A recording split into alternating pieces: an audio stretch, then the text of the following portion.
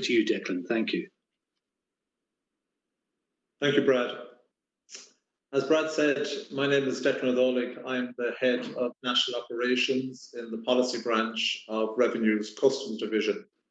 The branch has responsibility for import and export policy. That unit is based in Dublin Castle, and Paul Wynne manages those units and is part of the call today. The Authorisations and Customs Reliefs Unit, which is based in Nina in County Tipperary, is managed by Breda, and Breda is also on the call today. The branch also manages other customs programs with which you are probably familiar, including the Authorised Economic Operator Programme, special procedures, including inward and outward processing, and temporary admission regimes. Classifications, origin, and valuation matters are also dealt with in the branch in Nina. Last, but by no means least, the automated import system, the change management for it, which is the focus of today's presentation, is also managed in Nina by my colleague, Helen Brennan.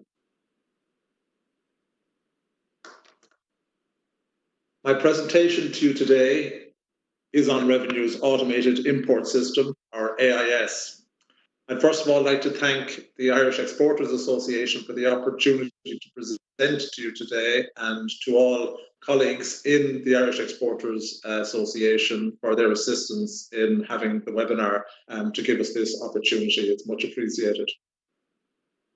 In the presentation, I will explain to you the link between the automated import system and the UCC, which is the Union Customs Code.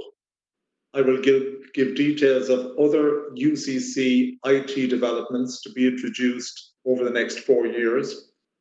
I'll give a detailed overview of the automated import system, and I'll outline what preparations you, the trade, need to have in place to be ready for AIS in November 2020, this November. I'll also outline finally the revenue supports that we have in place to assist you with any AIS matters. On the next slide, I'm showing that the UCC provides a comprehensive framework for customs rules and procedures within the EU customs territory, and it takes modern trade environments and modern communications tools into consideration. The UCC's aim is to have a fully automated and paperless customs union. To achieve that, member states' customs administrations are required to upgrade existing electronic systems and to introduce new systems to complete customs formalities. The UCC entered into force on the 1st of May 2016, but some transitional arrangements still apply because not all the electronic systems to deal with customs formalities are in place yet, and I'll go through that later in the presentation. The Union Customs Code replaces the Community Customs Code, which was in place from 1992 to 2016. So the UCC is a legal framework for customs rules and procedures. It's binding in all member states of the European Union. And as mentioned, it's a movement towards a paperless environment. On the next slide, I'm outlining to you that the UCC cannot be fully implemented until all electronic systems which are set out in the UCC, until they're in place. As mentioned, AIS, the Automated Import System, is due for release in early November 2020. In January 2021, a new super-reduced low-value consignment declaration can be input into the automated import system in respect of goods less than 150 euros in value, and the VAT exemption for goods less than 22 euro is coming in the VAT exemption has been removed for goods less than €22, and that's coming in on the 1st of January 2021, and that will also be handled by AIS. ICS2, ICS stands for the Import Control System, and it's the Safety and Security System. That's been changed in March 2021 to cover all imports of postal and express consignments by air. So from that date, a safety and security declaration will be required for those postal goods. In the second phase of ICS2, air cargo traffic will be introduced in 2023, the requirement for safety and security for air cargo traffic. And the final phase of ICS2 will be released in 2024 to cover safety and security for all other modes of transport. The automated export system is being introduced in 2023. So for now, export declarations will continue to be lodged into Revenue's Automated Entry Processing System, AEP, until AIS is released in 2023, and work is ongoing on that development currently. It's the same developers as we have for the automated import system, so the look and feel of the systems will be the same. The new computerized transit system, NCTS, is also being upgraded in 2023. So what is AIS and what will it do? AIS introduces procedures and rules as set out in the UCC.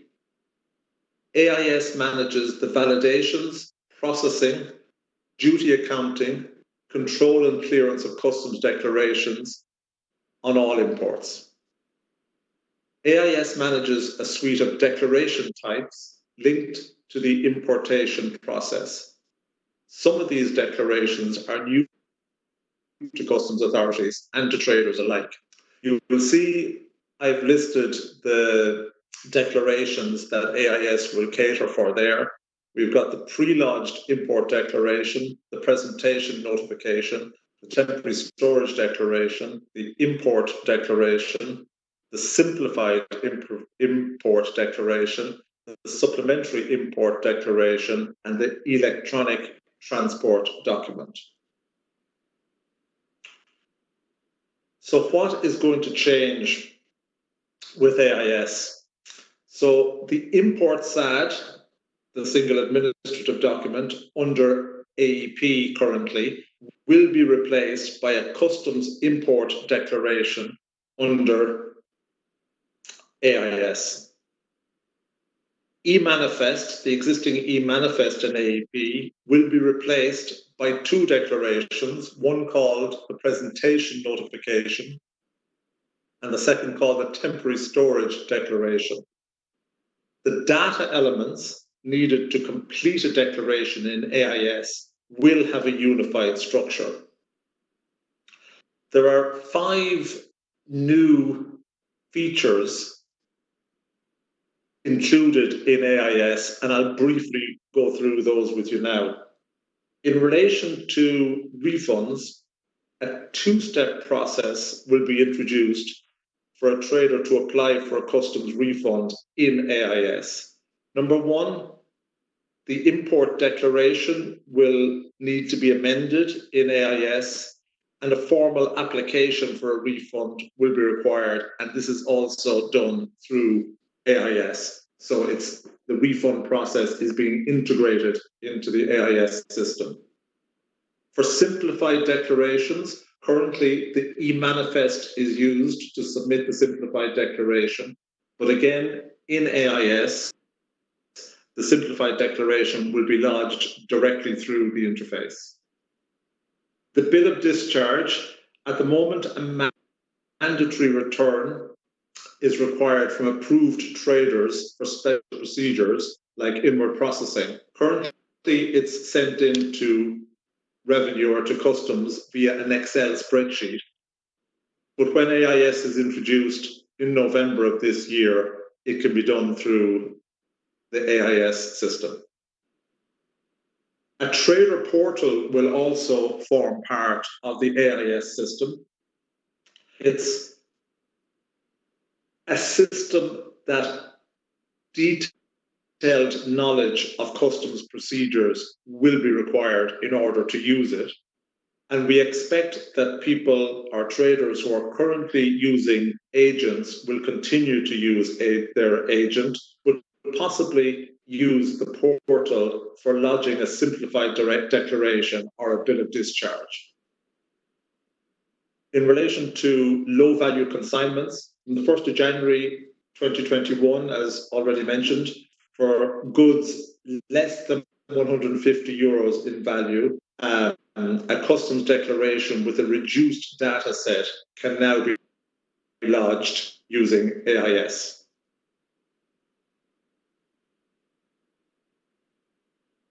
The next slide covers what we call the pentalogy of import formalities. So it's the 5 main steps relating to AIS.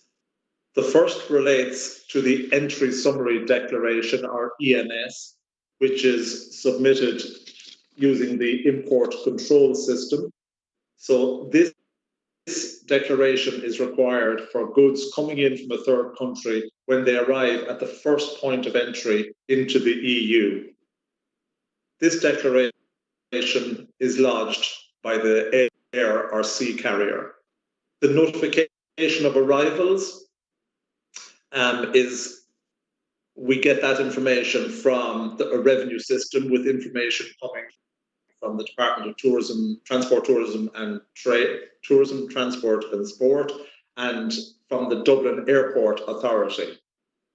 In relation to the presentation notification, that information will be sent directly into AIS, as will the temporary storage declaration. And then the customs import declaration, or simplified declaration, will be entered into AIS. And I'll go through in a moment in relation to who has responsibility for submitting those declarations into the system. So on the next slide, this is the slide which outlines what revenue will require of the trade in order to use the AIS system properly. As mentioned, the ENS, the safety and security presentation, is required under Article 127 of the UCC to be submitted by the carrier.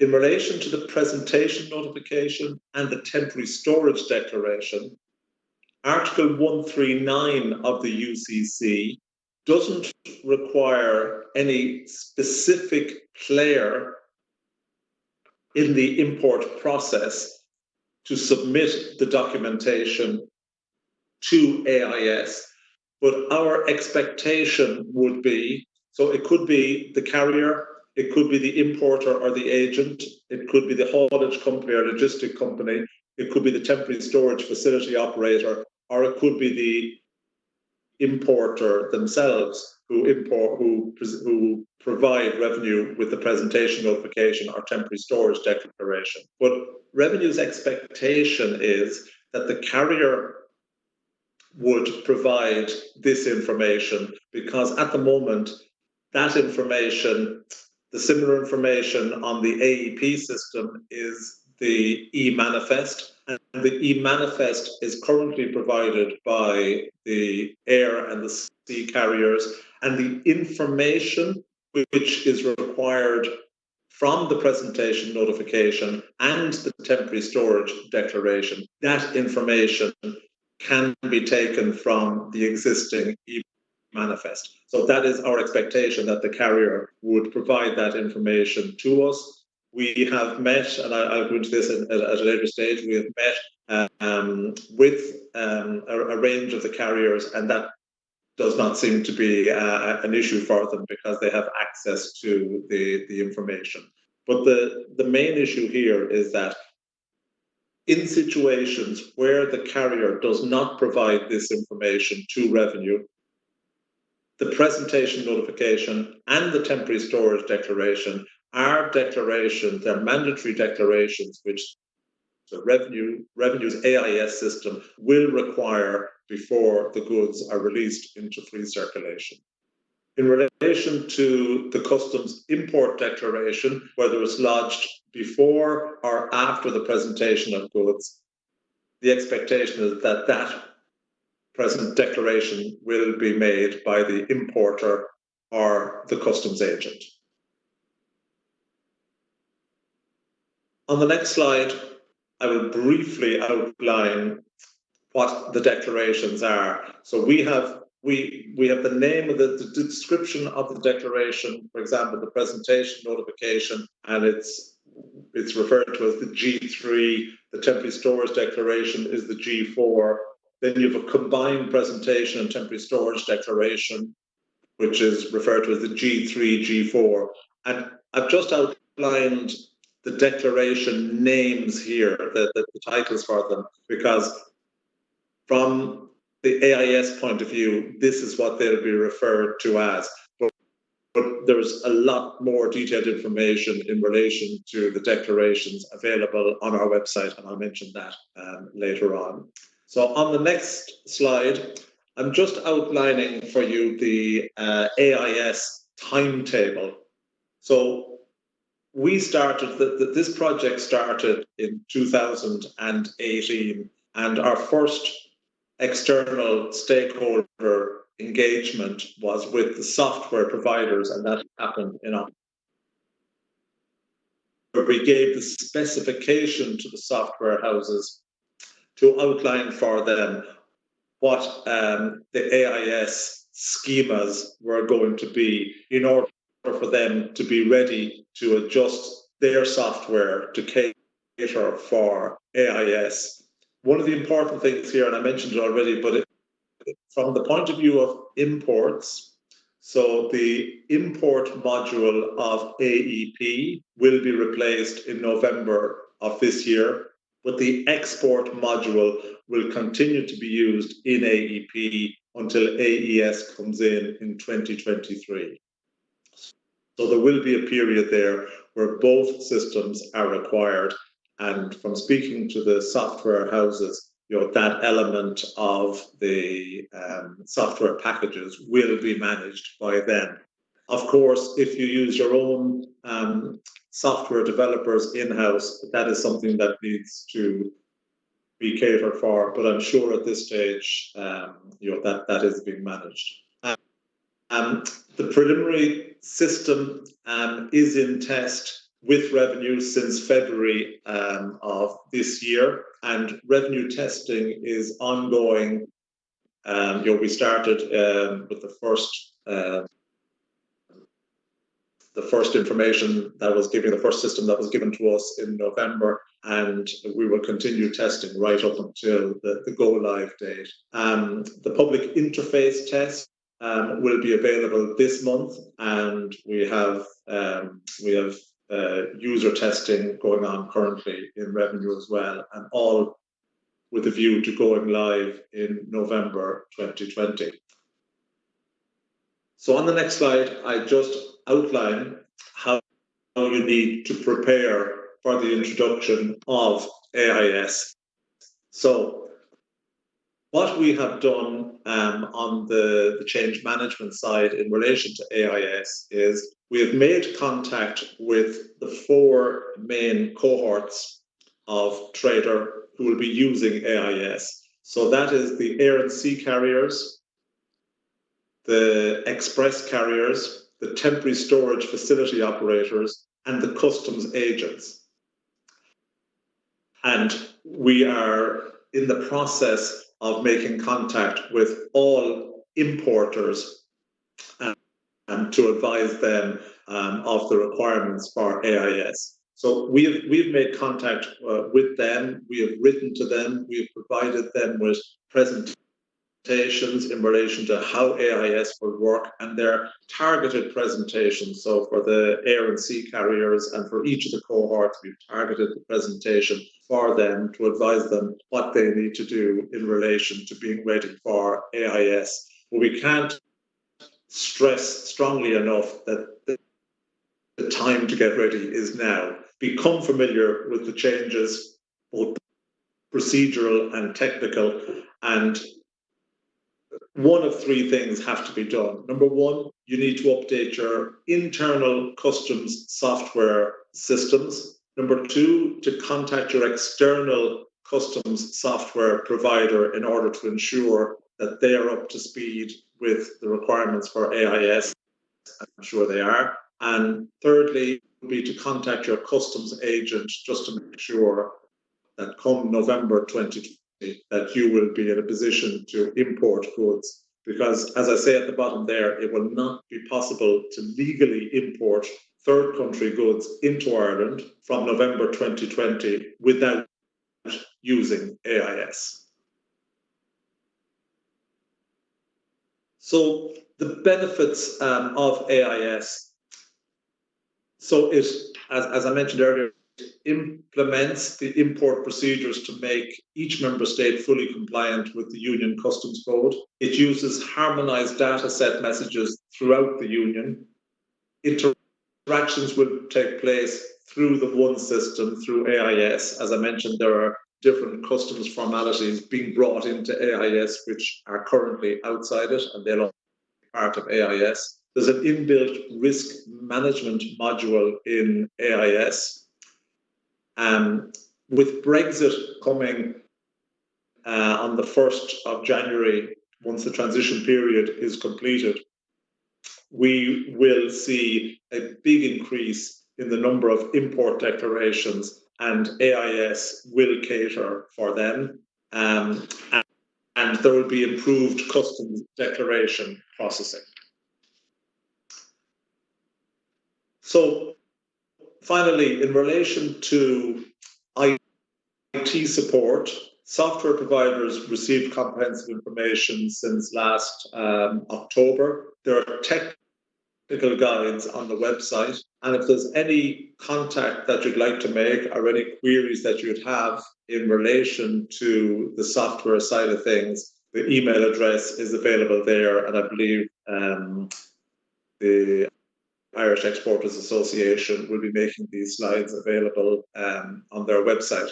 In relation to policy support, which is my area, for procedures and policies, our updated trader guides, all the information that you will require is currently available on the Revenue website, but our National Policy and Operations branch email is importpolicy@revenue.ie, and we're absolutely happy to take any queries that you have in relation to the policy element. In relation to the change management and the external trader engagement, we have extensive information on the website in relation to import procedures.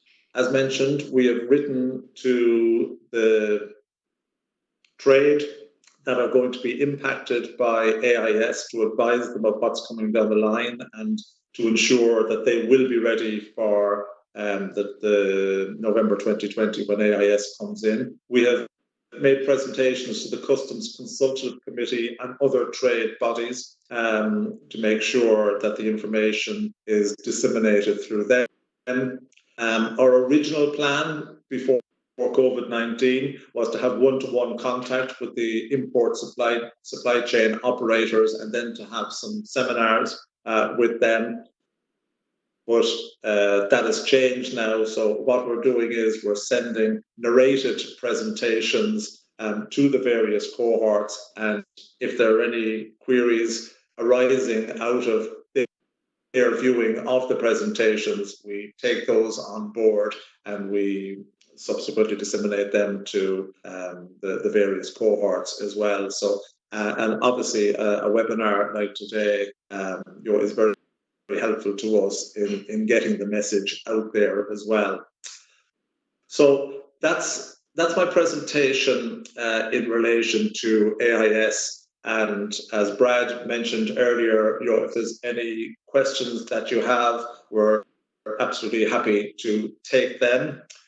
Before I finish, and while I have your attention, I'd just like to mention that in relation to COVID-19, revenue has announced a range of initiatives over the last few weeks related to COVID-19, from the temporary wage subsidy scheme to the 0% VAT on domestic and intra-community supply of PPE, and in relation to debt collection measures arising out of the non-payment of PAYE or VAT following on from COVID-19. If there's any questions on those, we're absolutely happy to take them at the end as well. But the initiative that has impacted the most on Customs Division is the importation of the COVID-19 related products free of import duties and import VAT. And that arises from an EU Commission decision on the 3rd of April this year. It's decision number 491 of 2020. So the conditions attached to that scheme are that the importation needs to be by an approved state organisation or a charity or a nursing home or importers acting on their behalf. The goods need to be for COVID-19 purposes and provided free of charge to patients or to those treating the patients. And while the measures were introduced from the 3rd of April to the 31st of July of this year, if anybody has imported these products before April the 3rd, back as far as January the 30th, a refund situation is in place, our refund process is in place, and information in relation to how to get your refund is available on the Revenue website. Actually, there's a lot of information on the Revenue website in relation to COVID-19 and the revenue policies that are in place. So, I'll say, if you have any questions in relation to AIS or in relation to any of the initiatives announced by Revenue, we're happy to take. But for the moment, thanks for your attention, and I'll pass you back to Brad. Thank you very much for that, Declan. That was very informative. As Declan just mentioned, I see a few questions coming through. Please feel free to go into the Q&A dialogue box and select all panelists for your questions. We've got a few coming through, which is fantastic. Next, we have Joe McBride, Head of Customs at Dublin Airport, and Joe is going to give us an update on imports and exports at Dublin Airport. Thank you, Joe. Thanks very much, Brad. And again, good afternoon to everyone, and thanks for the opportunity to say a few words this afternoon. I suppose I'm going to be quite short and sweet, and I've probably only a couple of things really to say to everyone. I suppose, first of all, really from a customs imports and exports perspective, nothing really has changed for us during the pandemic. Like, we're open for business. We have staff available across all our ports and airports on a 24/7 basis to clear goods, whether they be imports or exports. So really nothing has really changed from a revenue perspective, and we're absolutely open for business on that front. I suppose the second thing is that the volumes that are coming through our ports and airports really haven't changed over the last couple of months. And certainly from a Dublin Airport perspective, we don't really see any major changes in terms of the volume of goods coming through. In fact, our imports were slightly up in April as compared to our figures for March, and I can supply figures if that's required. So certainly based on the volume of consignments being imported and exported through Dublin Airport and all the other ports and airports, we're not seeing any reduction in terms of the volumes. In fact, we're seeing some increases in some areas. So just to say that. The last thing I would say is that if anyone, and it follows on from Declan's last slide, if anyone is importing PPE equipment and feel that they need perhaps a little bit of help to make sure that that gets through customs quickly, we can certainly do that. We've certainly been working very closely with the HSE. They are bringing in 4 to 5 consignments of PPE equipment for the health service each day, and we have staff on duty to ensure that there are no customs controls or customs interventions required on those. So what I would say to everyone is that if you're importing any PPE equipment and you just want to ensure that that PPE equipment doesn't get held up by customs, what I would say is to contact the station that you're bringing the equipment through, whether that's a port or an airport, and contact that station, and they'll certainly have staff on hand to ensure that any consignments that you're bringing of PPE equipment get through with any customs interventions or customs issues. So that's really all I want to say. We're open for business. We're as busy as ever. That's across all our ports and airports. And if anyone has any PPE requirements or needs any help in the PPE space, we're certainly happy to do that. So I'll pass back to Brad, and obviously I'll take any questions during the Q&A session on that regard.